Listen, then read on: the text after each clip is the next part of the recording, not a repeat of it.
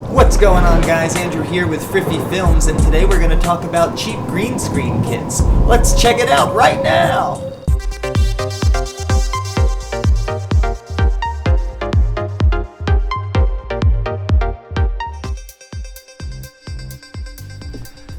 What's going on, you crazy rascals? Andrew here with Friffy Films. I am your host, and similar to the good Lord at the pearly gates, I'd like to welcome you to another episode of Assessing the Situation. Today, as you know, we are doing some green screening. There are plenty of options on Amazon when it comes to green screen kits, but are any of them good? I'll be honest, I haven't worked a lot with green screens, as I just haven't had a reason to, but that's all gonna change today. A green screen is typically used to film or photograph a particular subject, so you can later go in and remove or key out the background. You can remove any solid color, but typically the most common used are green and blue screens. If your subject has green in their costume or clothing, it's probably best to use a blue screen in that scenario, and vice versa. If your subject is the same color as the backdrop, you'll have more difficulty keying that out later. It can be done, but you'd be creating more unnecessary work for yourself. Now, while these green screen kits are fairly cheap, I do have to say that I have one major problem with pretty much all of them, and that is that they are not green screen kits. They pretty much are a green screen backdrop, also with a 3-point lighting system for your subject. So if you do not have any additional lighting, I'm thinking I would find it difficult to light everything evenly and pull a good key out of what's just given in these kits. But like I said, it was very cheap, and you get what you pay for, guys. That's what she said. I honestly got this a few months back, specifically just to use for the backlight boom stand that came with it. I figured it was so cheap, what the heck, I'll just get a whole green screen kit. So without further ado, let's get right into it. Alright, let's open this sucker up. I have here today the Fancierstudio 2000 watt lighting kit with the 10 by 12 foot green screen. Upon opening this kit, I must say that everything about this immediately feels cheap. Even the bag that's used. I used a butter knife to open the original packaging just to get the tape open, and I literally cut a little slice into the top of the bag. I guess it's my own dumb fault, but it really was easy to do that. But no biggie, it's just the bag, I suppose. We have the exceptionally large green screen material, a couple stands for the backdrop, the larger bulb for the backlight, and the normal sized bulbs for the others. I've already pulled out and set up 2 of the 3 lights, but the kit came with everything as advertised. 2 softbox setups for your key and fill light, 1 larger softbox setup for your backlight or hair light. I'll show you one as if you can set this one up, screw in some light bulbs, and put it on a stand. The others are essentially the same thing. But like I said, this kit came with everything as advertised. It came with all the bulbs that it needed, the individual ballasts for each light. I've heard of a lot of people receiving broken bulbs, but mine were all good when they came in, which was surprising and exciting. The stands with the bolt ends on top with the washers and wing nuts are the stands that hold up your backdrop's crossbar. The stands for your lights come with the standard light adapter ends. Once you unwrap your stands from their shipping plastic, you can begin setting up. And I'll say it again, these stands and basically all the hardware in these kits feel very, very cheap. Just be mindful of this fact when you're using your equipment so you don't ruin your stuff. I could easily see one of these knobs or even a section of a stand being snapped if it cranked too hard. So just handle with care and make sure things are snug but not insanely tight. Light stands, or any kinds of stands rather, are at their most stable when their crossbars are, I guess, parallel with the ground. Once your stand is good to go, you can now simply insert the light with the light mount attachment on the softbox ballast. There are holes to mount the light both vertically and horizontally. Simply place on top of the stand and tighten the knob. Remember, not too tight.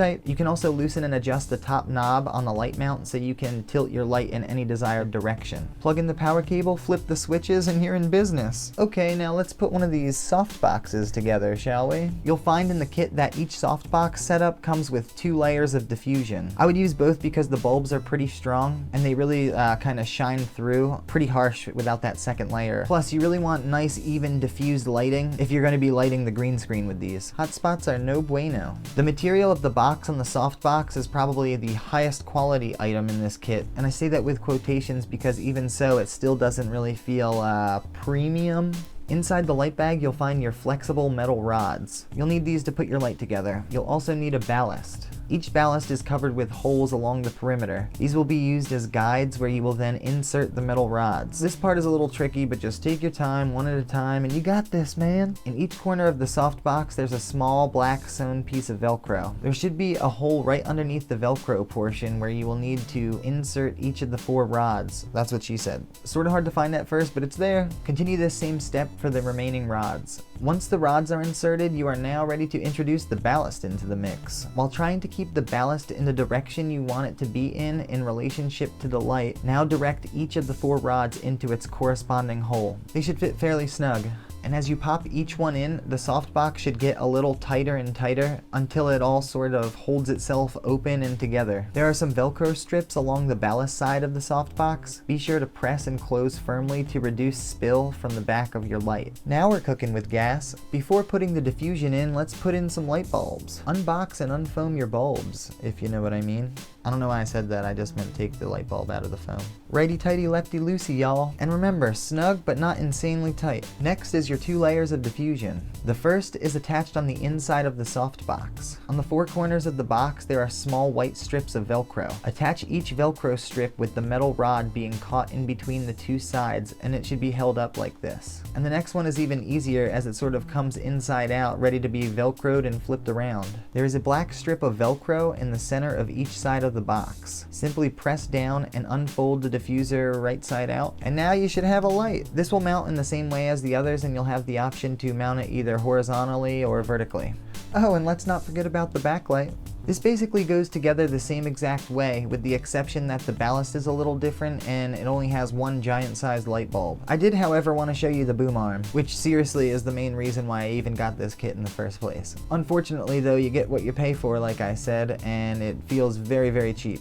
The stand that came with this to hold it up works okay, but I'm using a beefier one from Newer. I'll leave some links and everything down below. It is nice that you can balance out the weight with the sandbag attachment it came with. I just filled it with some rocks and that seems to do the trick. Balancing the stand is crucial, you know, if you want the light to stay up. The cord has a clickable switch to turn the light on or off. I wish that was a little lower on the cord, especially with the backlight, as I found myself having to keep raising and lowering the lights when I wanted it on or off. The boom mount can also be adjusted on the stand, up or down. This piece I especially don't think is a good idea to crank down too hard on. It truly feels like it's gonna snap every time I use it. But so far so good. Again, righty-tighty, lefty-loosey with this, and you sort of use both sides of the mount to adjust either the height on the stand or how far the boom arm sticks out with the light. When you can let go of the light and it stays in place while the mount is loose, then you know it's balanced. Little pro tip, it's always good to have a multi-tool on you when you're doing these kinds of things on set. I just had to tighten a few of the screws on the stand, which may have came loose while shipping. There we go, now it stays in the direction I want it to be. I also try to keep one of the stand legs in the same direction as the boom arm is hanging, and it helps to keep everything nice and stable. You can also consider using a magenta colored light or filter with your backlight, as this is the opposite of green and can also reduce some of that green spill reflecting back on your subject. Consider this especially when you don't have the space to pull your subject away from that background. Quick dance break because we got some lights going. Alright, now let's get that backdrop going. We'll grab and set up those 2 stands with the bolts and washers we mentioned earlier. And we will also need the crossbar poles that came with the kit. You can also grab them in a super cool ninja-like way, as I show in my example if you so choose. Do not fear me though, I only use those skills when necessary. Unwrap and put your poles together. I'm not even gonna say anything.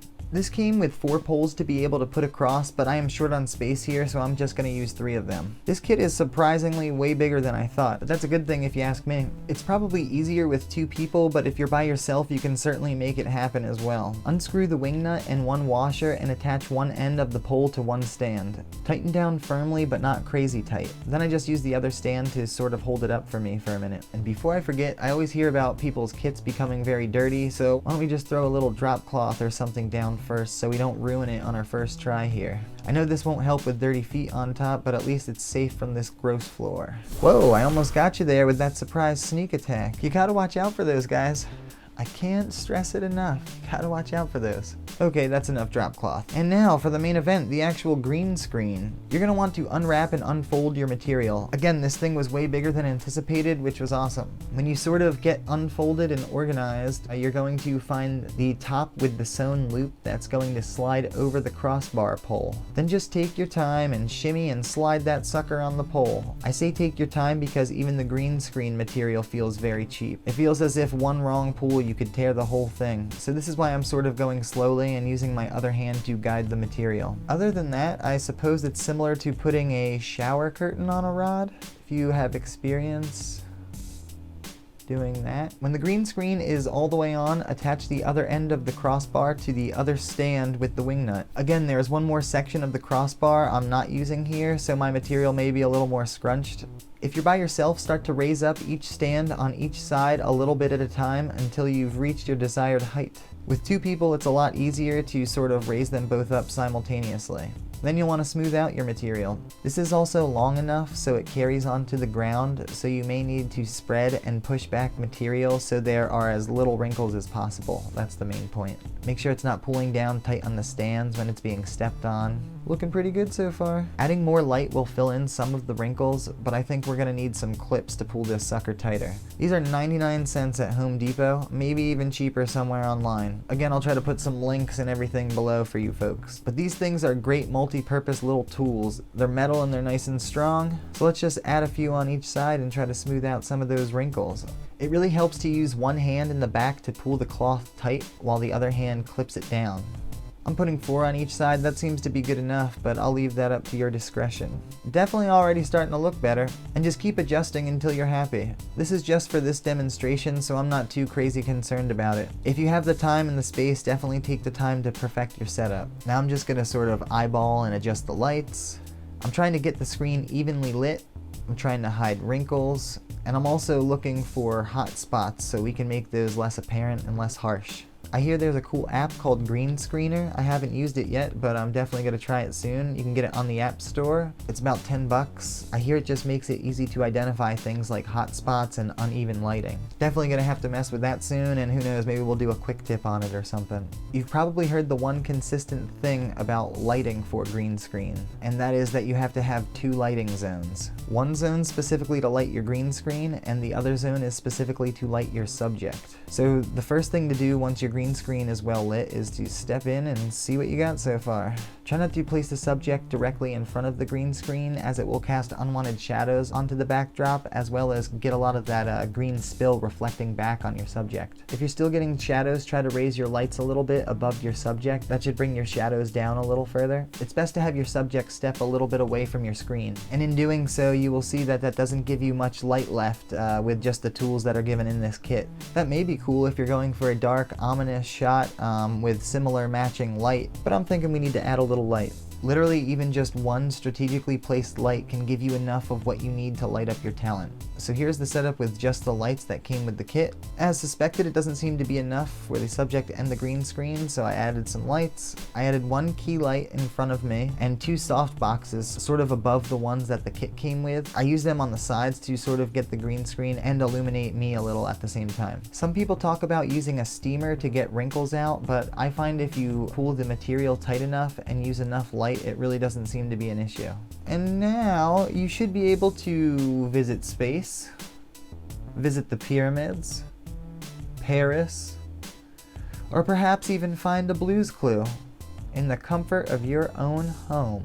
My apologies for the framing, it's kind of hard to film these guys alone sometimes. Alright party people, that was our video on the Fancierstudio 2000 watt light kit and 10x12 green screen. All in all, I have to say I kind of love it, and I really wasn't expecting to. Someone done messed up and let me get a green screen, so I'm sure I'm gonna have some weird stuff for you folks soon. The material of everything, literally everything here feels very, very cheap, but it totally holds the lights up, it totally holds up a green screen, and the lights turn on. I mean, unless you're gonna be doing a ton of filming with moving this rig around a whole bunch like that, I can definitely recommend this. You can absolutely pull a great key with this gear. If you can't, it may be a matter of how you're using it, and I hope that you found some useful tips in this video. We should at least eventually have a quick tip video on how to pull a good key from your video clips in Premiere Pro, so be sure to check that out. And thank you so much for watching, guys. If you like this video, of course I'm going to ask you to like, subscribe,